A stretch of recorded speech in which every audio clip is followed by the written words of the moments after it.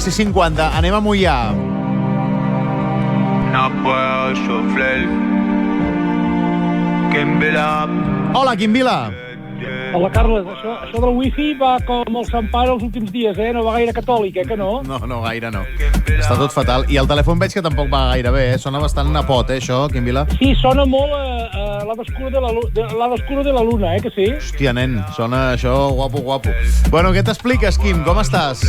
Bé, aquí incomunicat, estic en un bànquer amb mantega, sucre, farina, camping-gas, saps? Aquí... Jo tenia com un refugi per una invasió zombi, però amb això la tallada de llum no hi comptava, saps? Sí. De fet, tots vam pensar en aquell dispositiu que la Unió Europea ens va dir que tinguéssim a mà, piles i no sé què, no sé quantos l'altre dia, Vam dir, calla, què és per això?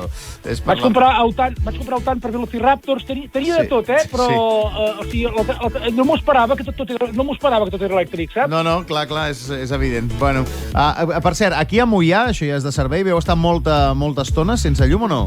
Fins a les 10 de la nit. Fins les 10 de la nit, mira, molt bé. Sí. Bueno, aquí vam aprofitar per anar a saquejar supermercats, saps? De tot. I, bueno, el típic d'aquests casos, saps? Totalment. Això, aquells supermercats que es pogués obrir la porta, perquè molta gent es va quedar tancada dintre perquè no podia obrir la porta elèctrica per sortir fora. Bueno, som de Moià, tio, no hi ha moianès que no porti sempre una pota de cabra a sobre per un cas de necessitat, saps?